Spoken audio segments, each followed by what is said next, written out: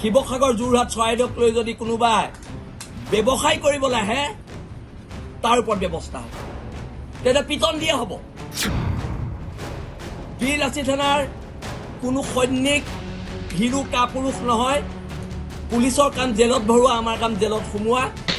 অসমৰ যিখিনি মিনিষ্টাৰ শিৱসাগৰলৈ আহিছে, চাইৰেনটো বজাই নাহিব, বৰ বেয়া দেখিল।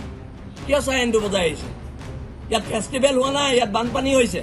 ভয় আমি নেখাওঁ, আৰু যদি আমাক জেললৈ পঠিয়াই জেললৈ যাম কি কথা আছে? গুলীয়াই মাৰিলে গুলী খাম কি কথা আছে? কিন্তু ONGC আৰু অইলে ইয়াত যদি সাহায্য নিদিয়ে 5,000 কোটি টকা অইল আৰু ONGCৰ বিৰুদ্ধে এটা ৰিগ ইয়াত চলাব নেকি?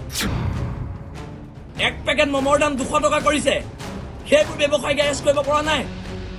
এক প্লেট কণীৰ দাম 300 টকা কৰিছে, সেইবোৰ ব্যৱসায়ীক এৰেষ্ট কৰিব পৰা নাই।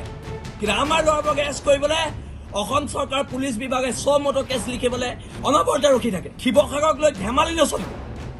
ধেমালি চলিছে ইয়াত ধেমালি চলিছে, ধেমালি নচলিব। কথাটো হৈছে নৰেন্দ্ৰ মোদীয়ে, প্ৰধানমন্ত্ৰীয়ে প্ৰথম কৈছিলে A for আছাম হ'ব। এতিয়া আমাৰ A for আমনি লাগিছে, কাৰণ নৰেন্দ্ৰ মোদীক আমি দেখা নাই ইমান দিন। কথা বতৰাবোৰ তাত হৈছে। আৰু এতিয়া কথাবোৰ হৈছে ONGCও 5,000 কোটি টকা দিব লাগিব। চৰকাৰেতো দিব লাগিবই, ONGCও দিব লাগিব। নহ'লে ONGC ইডিক অৱস্থা কি কৰিম ONGC এতিয়া ভাবিবও পৰা নাই।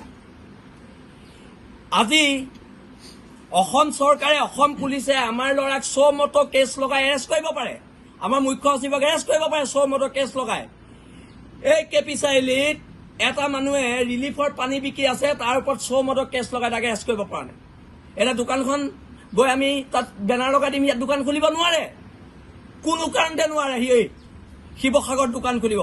শিৱসাগৰক লৈ ধেমালি নচলিব।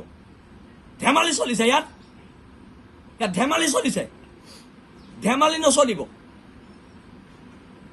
কিমান এক পেকেট মমৰ দাম 200 টকা কৰিছে, সেইবোৰ ব্যৱসায়ীক এৰেষ্ট কৰিব পৰা নাই।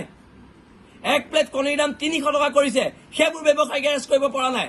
কিন্তু আমাৰ ল'ৰাবোৰক এৰেষ্ট কৰিবলৈ অসম চৰকাৰ পুলিচ বিভাগে মতো কেছ লিখিবলৈ অনবৰতে ৰখি থাকে। ভয় আমি নেখাওঁ, আৰু যদি আমাক জেললৈ পঠিয়াই জেললৈ যাম কি কথা আছে? গুলীয়াই মাৰিলে গুলী খাম কি কথা আছে? কিন্তু ONGC আৰু অইলে ইয়াত যদি সাহায্য নিদিয়ে 5,000 কোটি টকা অইল আৰু ONGCৰ বিৰুদ্ধে এটা ৰিগ ইয়াত চলাব নিদিম, এটা ৰিগ চলাব নিদিম। ইয়াত গুণ্ডামি হৈছে, ইয়াত এইবিলাক কাৰবাৰ নচলিব, কোনো কাৰণত নচলিব। আজি শিৱসাগৰৰ আৰক্ষী প্ৰশাসন ব্যৰ্থ। কিয়? অসাধু যিখিনি ব্যৱসায়ী তেওঁলোকক এৰেষ্ট কৰি জেলত ভৰাব পৰা নাই। এই কাৰবাৰবোৰ নচলিব। আৰু বীৰলাচি থানাৰ কোনো সৈনিক ভীৰু কাপুৰুষ নহয়। পুলিচৰ কাম জেলত ভৰোৱা, আমাৰ কাম জেলত সোমোৱা। কিন্তু শিৱসাগৰ যোৰহাট চৰাইদেউক লৈ যদি কোনোবাই ব্যৱসায় কৰিবলৈ আহে তাৰ ওপৰত ব্যৱস্থা হ'ব, তেতিয়া পিটন দিয়া হ'ব।